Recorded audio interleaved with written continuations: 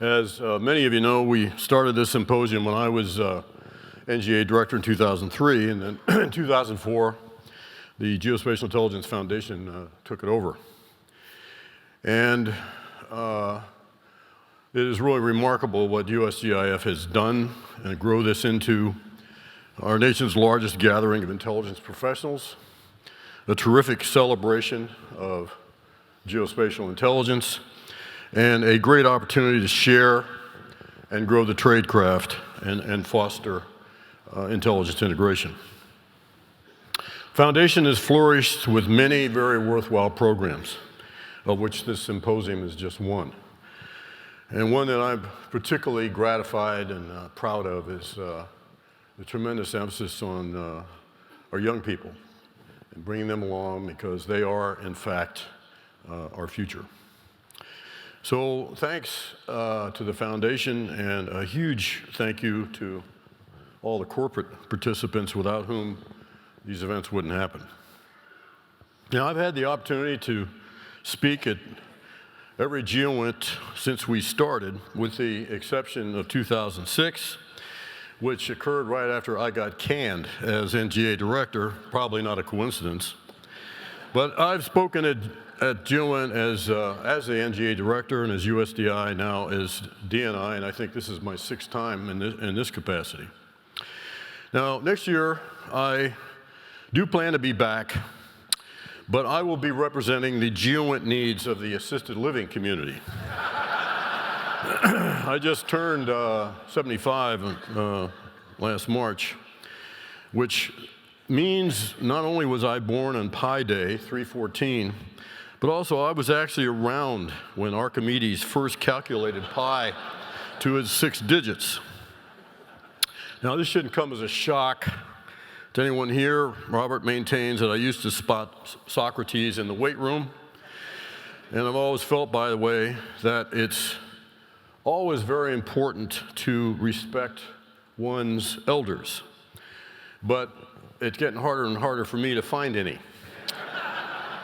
Now, setting aside my time in ancient Greece, this spring I crossed another significant personal landmark. It was 55 years since I enlisted as a Marine Corps reservist. So Robert asked, thanks.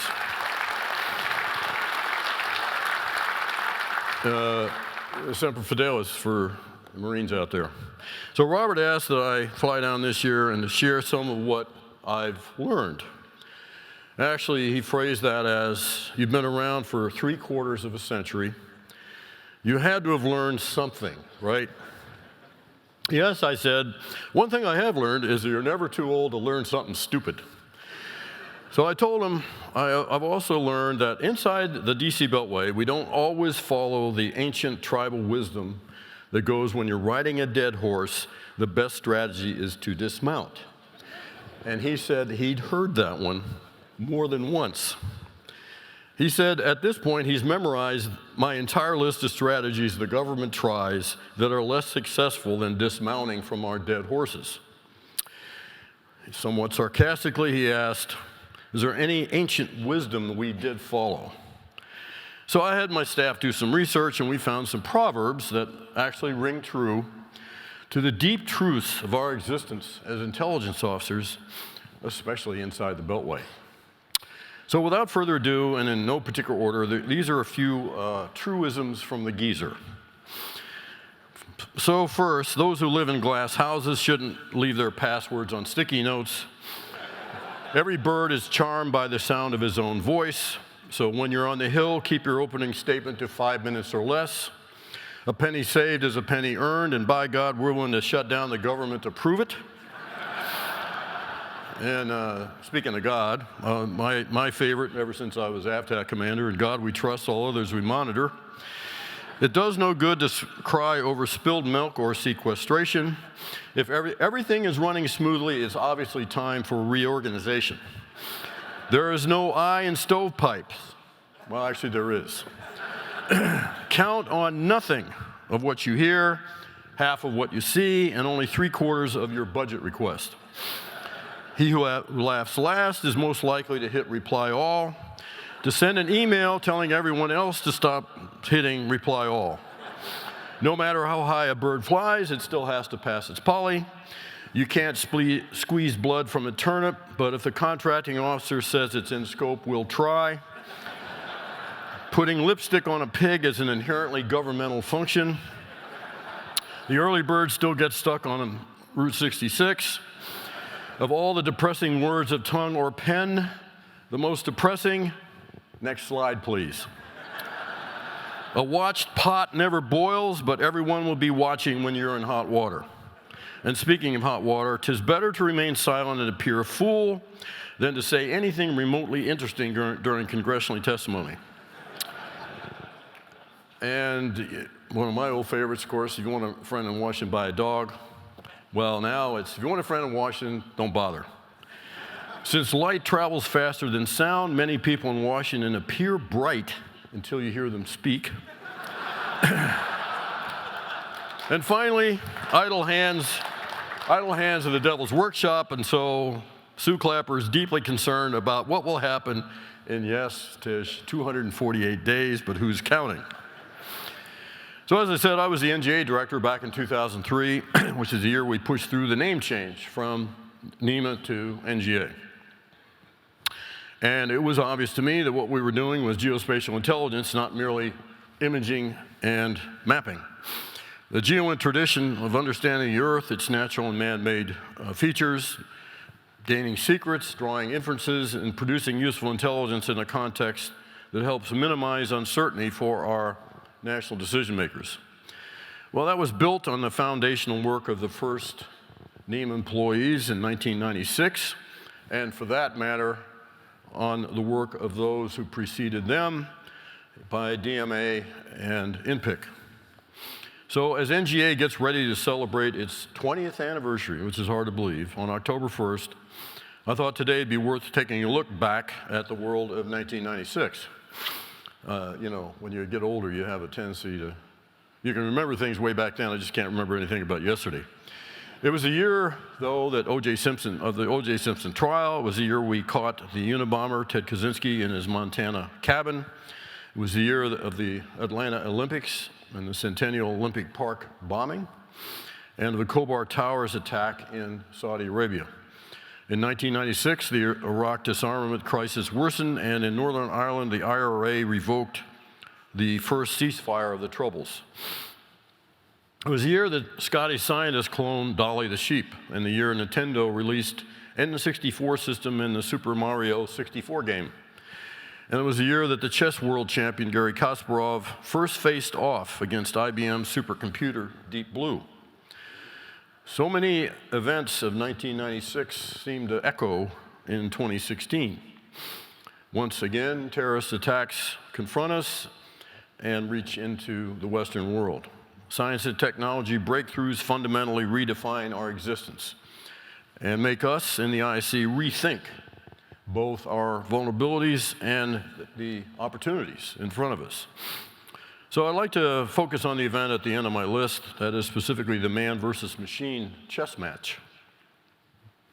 IBM created Deep Blue to showcase the brute force power of supercomputing. The machine could very quickly evaluate millions of possible chess positions and make the next move with the cold precision of an algorithmic choice. IBM challenged Garry Kasparov to a classic match of 6 games. And in game 1 on February 10th, 1996, Deep Blue shocked the world by defeating the reigning world chess champ. That was the only game Deep Blue won in 1996. Kasparov took the overall match with 3 wins, 2 draws in the following 5 games. So the IBM team went back to work on computing power and algorithms. And in the 1997 rematch, Deep Blue won with 2 wins, 1 loss, 3 draws. Fast forward to this March.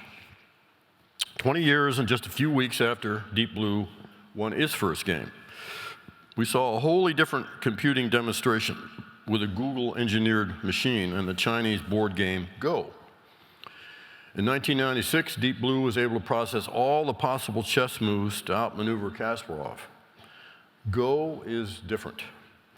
There are 10 to the 90th power times as many possible positions in Go, as there are atoms in the universe. So a computer cannot win at Go by brute force. Instead, AlphaGo taught itself to play. And in the process, it developed what Google's engineers have called an intuition for the game. This March, Google's AlphaGo beat world champ Lee Sedol in 4 or 5 games. The biggest moment of the best-of-5 match was move 37 at game 2. The commentator, who was also a Go grandmaster, thought AlphaGo had made a huge blunder, placing its piece far away from the action. Lee Sedol took several minutes to try to understand the move, looking to capitalize on AlphaGo's mistake. Eventually, he recognized the brilliance and what he termed the beauty of the move, one that likely had never been played before and not something a human would think to do. Lee Sedol had to leave the room for 15 minutes simply to compose himself. So we've left behind the world in 1996, a world in which our smartest computers put their speed and brute force behind algorithms written by their human programmers. Now we live in a world in which machines can learn from their own mistakes and can develop a beautiful intuition. So what does this mean for us, lowly humans, particularly those of us in the intelligence community? And what can we do to adapt to the onrush of technology so that we aren't left behind? Those are particularly tough questions as we face and seek to understand a world of unpredictable instability that's become the standard, driven at least in part by climate change, in which mega population centers will compete for ever diminishing food and water resources. And governments will have an increasingly difficult time controlling their territories. In the next few years, as many as 2/3 of the nations around the world are at risk to one degree or another of instability, in what I'm seeing at least as a subtle erosion of the nation-state system. And we'll have little or no warning of where or when a regime change or government collapse might happen. So what do we in the IC, and particularly those in the GEOINT community who seek to understand the Earth, do? Well, first of all, I believe we'll keep doing what we're doing right. We'll continue to make integration of the 17 intelligence community components more natural and fluid. In fact, hopefully my successor won't have to talk about it. It'll just be the default. And GEOINT will continue to provide that foundation in which many other layers of knowledge will be overlaid. But continued IC integration isn't a panacea. We have to think past the integration efforts that are going on now. And one way we can do that is to think beyond the U.S. intelligence community when we talk about integration. We'll have to make SCI clearances more ubiquitous at the state and local level, for example, so that intelligence sharing benefits first responders, and particularly the people on the front lines of the CT fight, which I think we will be in a perpetual state of. More access to intelligence will mean more SCI clearances outside what we now know as the IC. That will in turn means that we need, which is no news to you, a much more responsive, much more agile clearance system than we have today, both for initially granting them and for maintaining and updating them. This is yet another reason why continuous evaluation, which I think is the hope of the future, will be critical. And when it comes to our Commonwealth nations, it's my belief that we're going to just give up on the no foreign thing and extend dual citizenship privileges and responsibilities to our Five Eyes partners whenever we find each other in each other's intelligence footprint. And being inclusive with the Commonwealth nations will bring the next, if you think of it this way, the next concentric circle of allies even closer into what are now second-party relationships. So we'll need to expand integration, engage, and bring state, locals, and foreign partners closer. We'll need to stop fighting technology and instead put it to work for us. My national counterintelligence executive, Bill Ivanino, recently told me about a problem our security folks came across During a standard sweep of a new facility so that we could take possession, they've discovered several wireless signals transmitting out into the world. Well, that was kind of bothersome. So they located the sources and were relieved to discover the signals were not from foreign intelligence bugs placed in the facility. They came from vending machines trying to tell their distributor that they were empty. Apparently, vending machines phoning home for refills is a fairly common problem, one we now know to look for and to mitigate. Well, that's just the tip of the famous Internet of Things we keep talking and hearing about, which has more than 10.3 billion endpoints, projected to grow to 29.5 billion by 2020, with a market of something like $1.7 trillion. So this leads to several questions about how the Internet of Things affects us, where are weak points that we aren't thinking about, and how is our workforce going to be affected even when our clothes are connected, or when doctors regularly prescribe wireless monitors for health conditions. Even now, I need a security waiver for my hearing aids, which have Bluetooth connectivity. And by the way, I don't do the Bluetooth thing. I get too much input already. So we need to move past just defending ourselves from drink machines and hearing aids, which, by the way, is why we're now in the throes of attempting to establish an IC-wide policy on wireless, which is very controversial, I might add. So we'll have some governance, and there's some consistency across the enterprise in how we propagate wireless capability, but that will also allow for technology to change because inevitably it will. And we need to look at the opportunities that technology provides us too. In March, I met with the heads of intelligence from each of the Commonwealth nations, and we were in Canberra at the time, to talk about where we're headed. Dr. Paul Taloni gave us a fascinating talk on the state of technology and where it's going. I'd like to borrow a little bit from Paul's presentation. He is the director of Australia's Signals Intelligence Directorate, so he's their DERNSA equivalent. So Paul talked about sitting with his 7-year-old daughter and looking at the pictures of Pluto, taken a few months ago when the New Horizons spacecraft made its flyby.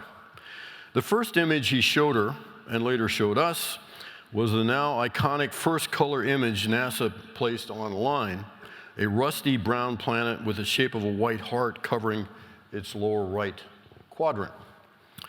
He asked his daughter what it was. She said, just a photo of Pluto. The successive shots were closer with more detailed views of the texture of the dwarf planet's surface. The picture on his third slide showed sharp ridge lines and peaks on Pluto's surface, casting shadows into a vast valley, with the nitrogen atmosphere hanging in layers heaped above the curve of the horizon. His daughter told him it was just the mountains on Pluto with the air.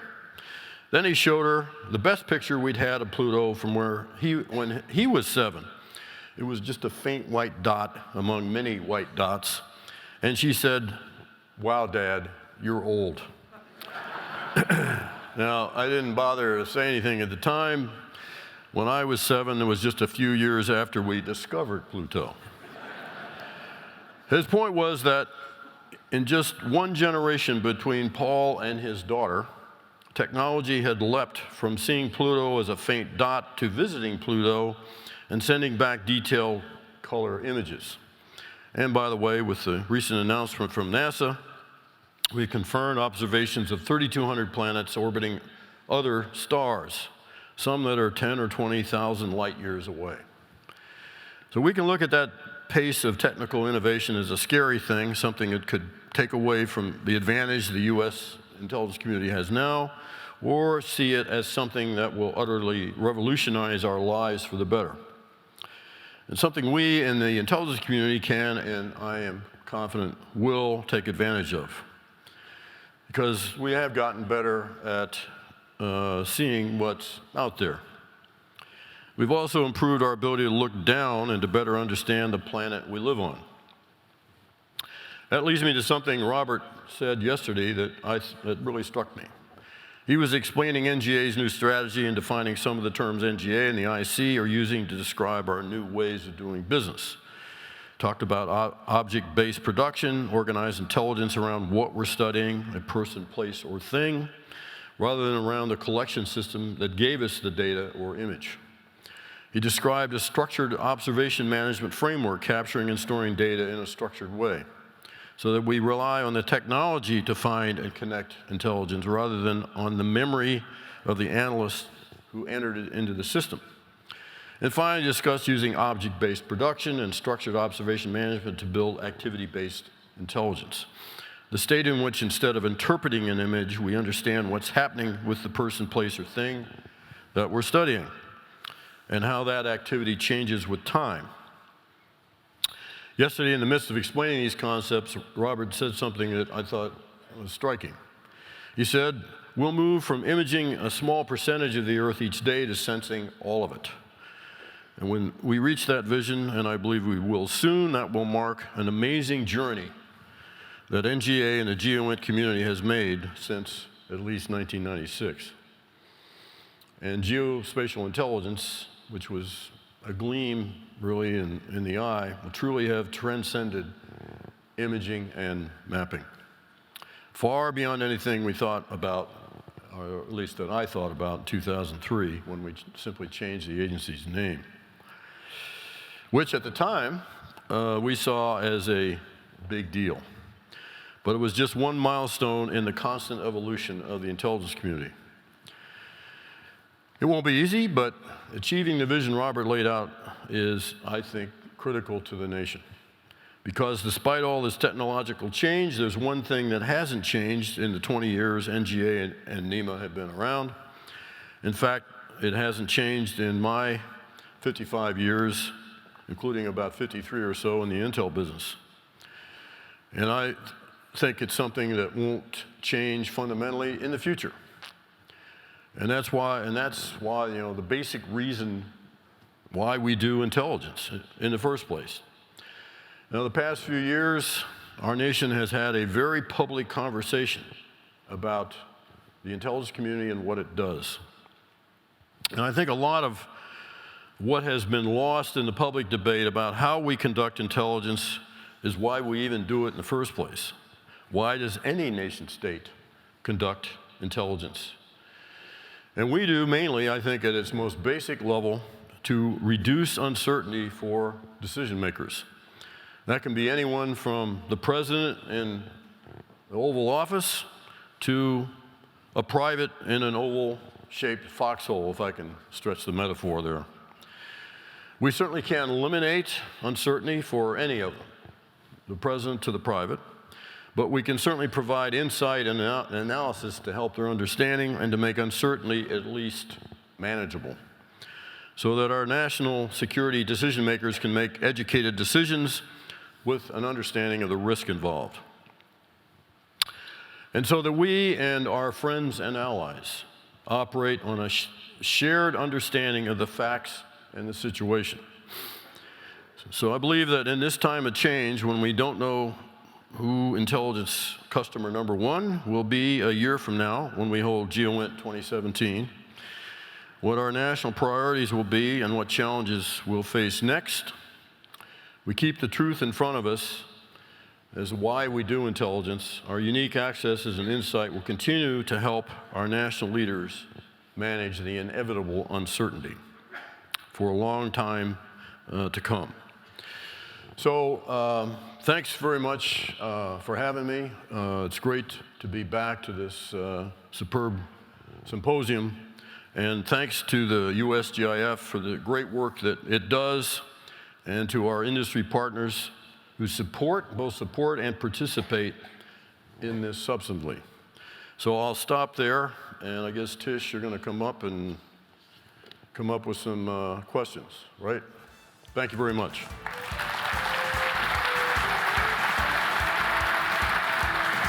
Great. That was great. All right? Okay. Very. You want to move over into the center? Well, right, too far away. I want to see what you're doing. He's got know There's no everything. answers on this thing, you know? No. No, the answers are all up to you. And we have quite a few questions, and I know there are more still coming. So Jim, thank you. That was really terrific. Some new material there. Some really good jokes. So a great start. Want me to tell some of the old ones? To the morning. So you talked about, in your remarks, expanding the number of SCI clearances. Yeah. I mean, you've actually been trying to reduce the number. You talked about expanding for good reason.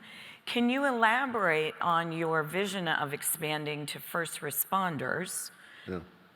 First part, and then second part, without running into domestic use and intelligence oversight issues. Yeah, well, first of all, what we've tried to do is reduce the requirement for clearances where it turns out there really wasn't, the access wasn't required. And the reason that's important, and we cut back maybe 600,000 or so clearance requests, mostly in DOD, which of course is the biggest elephant in the clearance living room, so to speak. And that removes a huge burden on the currently very stressed investigatory apparatus because of the demise of the principal investigatory contractor that was working for OPM, which really set us back. And believe me, we're aware of the backlogs and all that are concerned. So the point is not just reducing clearances, but reducing clearances where the access really isn't required and focusing on those cases where it is. And I believe, frankly, that there should be more access at the state and local level. No question that in doing that the same privacy and civil liberties considerations have to be considered. But in my engagements over the last 6 years or so, believe me, state and local officials, law enforcement, et cetera, have every bit as much sensitivity to that and every bit as much understanding as we claim. So that's, I think, really not a real concern. Obviously, we have to manage it. The problem, of course, is the system we have today is just not very flexible. And in engaging last night with the young people that were here, many of them are working for contractors, and it would be really good if we had the latitude to make it easy for them to migrate back and forth between contractors, the commercial world, and back to government and back again. And right now it's very hard to do that. I do think there is great hope with the continuous evaluation system. We have prototyped this, and I'm very, very enthused and optimistic about it as a functional tool that over time will relieve a lot of the frustrations and challenges we have with today's clearance system. This has been a real frustration of mine, something I've worked for 7 or 8 years when I was in the Pentagon as USDI and now in this capacity, and we just, for lots of reasons, have not made the progress that I had hoped. One thing I've learned, if you think coordination is a challenge within the IC, try it for the whole government. It's hard. So as a follow-up there, do you see continuous evaluation being implemented during your tenure? No, the requirement is by the end of, I think it's the end of next year, we have to be able to do 5% of the populations in each of the 5 security clearance tiers. Tier 5 being, of course, the TSSCI. So it will be a crawl, walk, run approach, and it certainly won't be fully implemented by the 20th of January 2017, but who's counting? Okay. You also talked about getting rid of no foreign, which I'm sure was magic to a number of folks' ears down here, our Five Eyes partners. Can you talk a little bit about when eyesight will become Five Eyes, and what's Well, standing in the way of that? First of all, I said no foreign in the Commonwealth. I was in March in New Zealand and Australia, and since, it was kind of my farewell trip, although in How many Australia's farewell case, it was trips? my fourth farewell. But anyway, we had town halls at both places, and interestingly enough, I got questions, a question in New Zealand and a question in Australia, the town hall there, from, what's the future of the Five Eyes Alliance? And I do believe that, I don't know when, but I think at some point, it's just going to be much more easier for us, more convenient, just to do away with the no foreign thing for the Commonwealth and extend dual citizenship obligations and privileges whenever we're in each other's intelligence footprint. What I've seen over the last 50 years or so, that we've sort of chipped away at the no foreign restrictions, and I think that will continue. If any of you are familiar with what goes on at Denver, at the station there, which is a remarkable laboratory for integration within the U.S. and integration with the Commonwealth. Vince Stewart, director of the DIA, now has a deputy who's a Commonwealth flag officer, and other places in the community where we're contemplating inserting Commonwealth officers. So I just, it's not going to happen by close of business next Friday, but I just think that'll happen. Eyesight, which is, I hope most of you have heard of, is the intelligence community IT enterprise, and the basic philosophy of which is a single architectural approach, as opposed to what I'll call charitably the confederation of stovepipes we have today. And this necessarily will have huge impact on the Commonwealth as well. They know that. They're gearing up for it. So Eyesight will be the basis then, the IT basis for when the policy catches up to what I think is reality, and we change the rules. So it'll be, I think, a fairly smooth transition. And of course, as I mentioned in my remarks, there are another set of countries that I think will assume the closeness of the partnering that will sort of assume what we now know as a second party.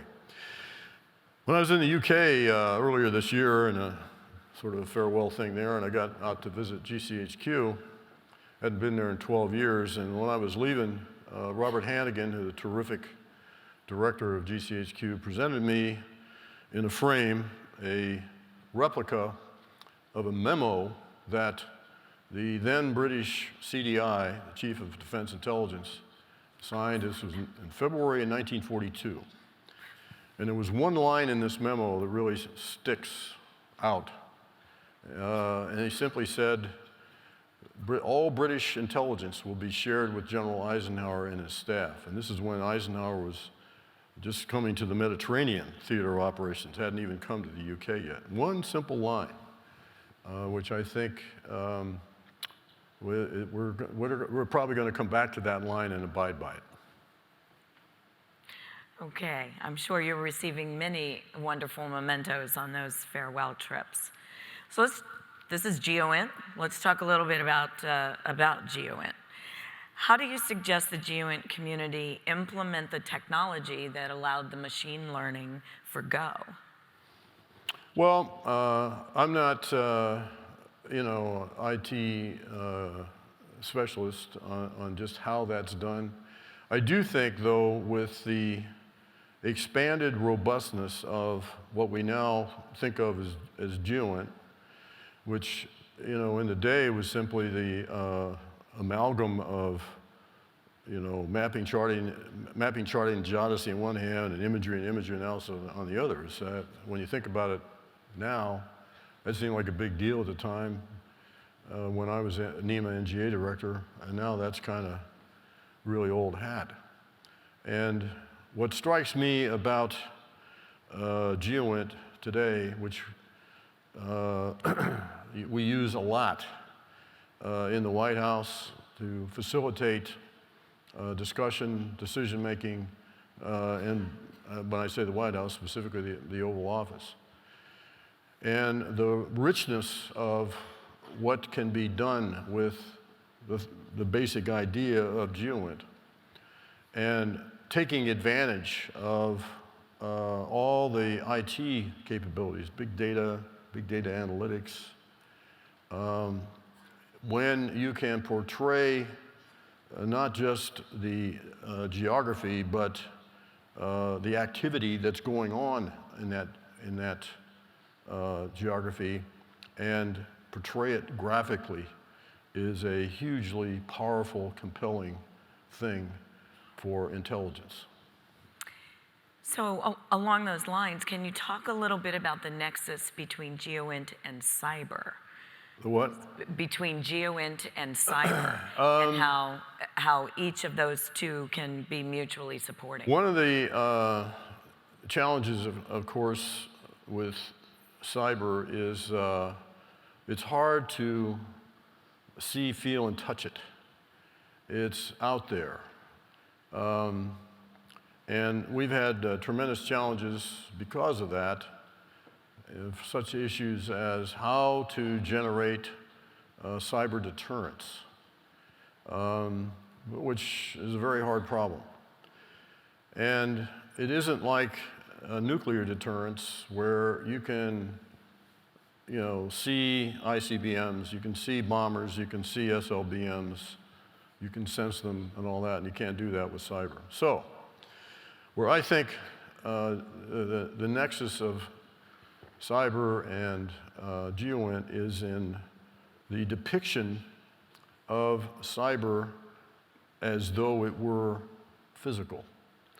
And so when cyber can be graphically, again, this graphic portrayal, because it's another form of human activity, that is, to me, what can be a very compelling capability in intelligence.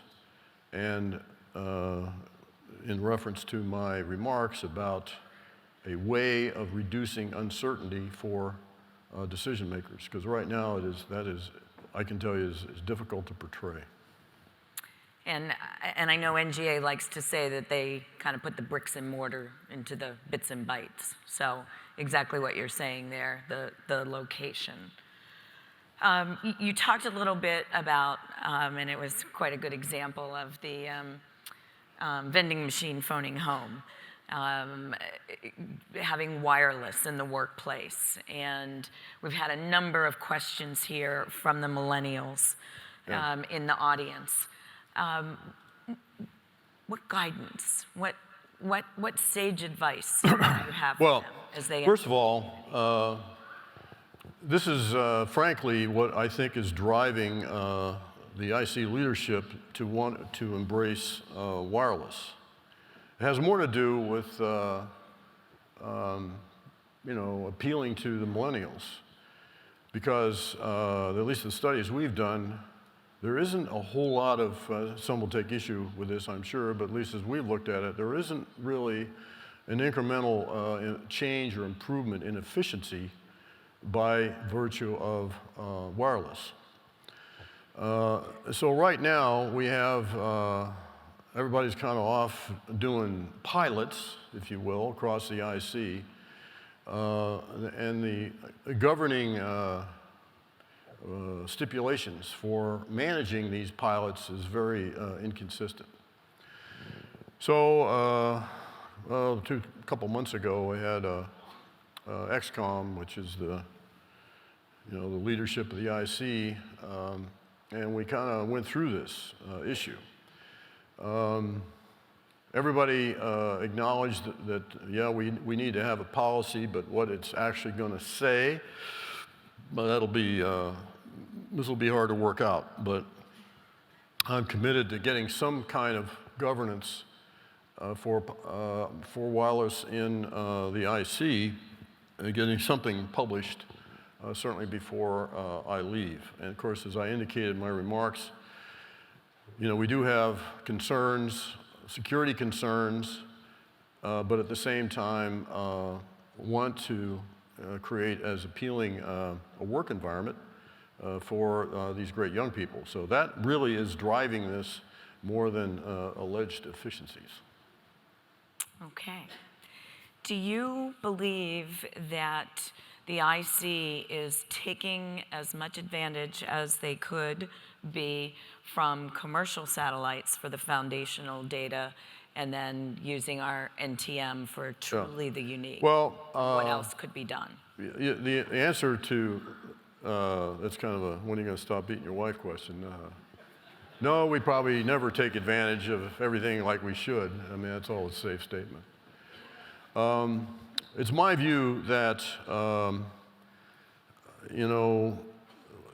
commercial and NTM have to be complementary. There has to be a partnership. There are certain unique, I think, government-only functions that must be performed by the NTM system. And at the same time, we can certainly depend on, use what's available commercially as a supplement for all kinds of reasons, for foundational purposes, as an enhancement for resiliency and reconstitution, all that. But we have to be, I think, very, maybe I'm conservative here, careful about just how much dependence we place on commercial when commercial concerns are in it for profit. And they're governed by boards of directors. We've had some cases where commercial companies will impose restrictions on the use of their data, like don't use it for kinetic targeting. And that's fine. That's certainly not inappropriate. But I do think we need to give some careful thought to just how much dependence we place on where we're riding on someone else's business model. At the same time, we don't want to, I don't believe it's appropriate to make companies completely dependent on the government for their business. They should be commercially viable, and if there are spin-offs, there are products of use to the government, that's great. So there's, in all these issues, there's a balance. And I suppose the short answer to the question, have we taken massive advantage of what's available commercially? No, probably not. We're the government, after all. Striking a balance. Okay, DNI Clapper, what do you consider your greatest of many legacy? I don't know. Well, it lasted a long time.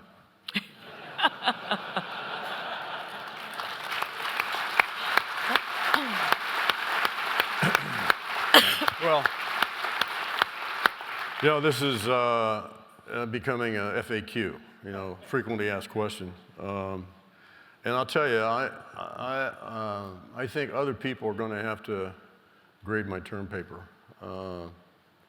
I think we're better as a community than we were certainly in 9/11. I have a tendency to think in longer terms now. I think back what it was like when I first got in the intel business in 1963. And my war, of course, Southeast Asia, and I went to Vietnam early in 65 and 66. And automation and intelligence was acetate, grease pencil, and 2 corporals.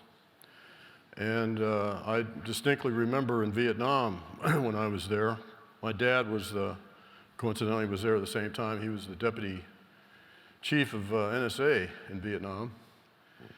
And CIA and NSA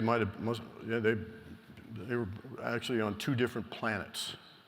There was absolutely no connection or cooperation, at least that I could see from my vantage. Well, that's a lot different. Today we've been driven to integrate and to take more advantage of the capabilities that we have. And I see this in my 6 years of traveling overseas, time after time after time, where the sum is truly greater than the parts when all the capabilities of the community are brought together. That's a standard in the field, and it's becoming more and more of a standard in the Beltway. I would certainly add to that, and you have, I mean, your number one initiative has been Intel integration. I personally would add to that list. If you look out into this audience, you have probably touched every person in this audience, whether it's through mentoring, through advice, through career counseling, through reorganizing, and finding folks. There are many opportunities. So I think that certainly will go down as one of your biggest achievements, Jim. Well, thanks. Um, Thanks.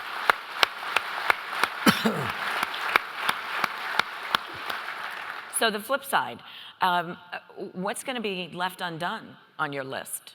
What are some things? I mean, you know, you have ticked off a lot. You have worked through many hard initiatives. There's probably a few things on the list that you'll hand over to your successor. Well, yeah, it's, and I actually, everyone in the administration now, starting with the president himself, is, I think we're all mindful of the fact that, you know, a lot of areas we haven't cured world hunger and won't. But what we can do is attempt to hand off whatever the issue is, hopefully better than we found it. And realistically, in today's world, that's about the best you can hope for. I'd like to think that when I walk out the door that the IC is a better performing organization than when I walked in. I mean, that's normally the way any of us think about anything we're doing. You know, have I made it better than when I started? So there are many things that will not be completely done. It's a rarity when you have, there's an air of finality about anything. Washington is a place where there's no such thing as a final decision. And so you just have to keep plugging away, make it better. It sounds like, you know, I'm lowering my threshold of satisfaction. I probably am. But it's, I think it's, you know, just being realistic. So, you know, eyesight will not be completely implemented. I think it'll be well enough along so it'll be too hard to turn off, which is, you know, an important measure. I wish we could have made more progress on clearance reform, but there's all kinds of reasons I won't bore you with while that wasn't possible. I think we've made a lot of headway in terms of analysis and our production. The fact that, unlike in my day that I referred to earlier, where intelligence was largely historical, it now drives everything. Drives everything on the battlefield, drives everything in the sit room. And that in itself, I think, is a great testament to the importance of intelligence, as imperfect, and it always is, as imperfect as it is. Well, and I think it's a great testament to you also, Jim, that you have enabled that process to occur with this president. So last question, what advice do you give to your successor if in fact it's not you? That ain't gonna be me. Hopefully the successor will look at what we've done and assess that before making any radical course changes. So I guess the advice, plea would be just sit back for a while and watch how things operate, and then decide, where you want to put emphasis. I mean, obviously, change will happen. It's actually a healthy thing in our system. It's built on change and people changing. And I think that's what helps to vitalize our system. So I think the advice would be, look at what has been done, and then decide on what you want to work. There, obviously, eyesight would hope that the momentum there would be sustained. Got to get on clearance reform, and there's a laundry list of other things that will be in various stages of completion. And so I would just appeal for an assessment period before making any radical changes. I don't care who it is. It's a very tough position. It's tiresome, and not exactly stress-free. And I just hope people, whoever takes over, kind of thinks about that. Well, and that's why we have been so fortunate as a country to have you as the Director of National Intelligence. And thank you so much, Jim, for your willingness to serve 55 years. And thanks for coming back again and gracing this stage. Thanks. Well done. Thanks. Thanks.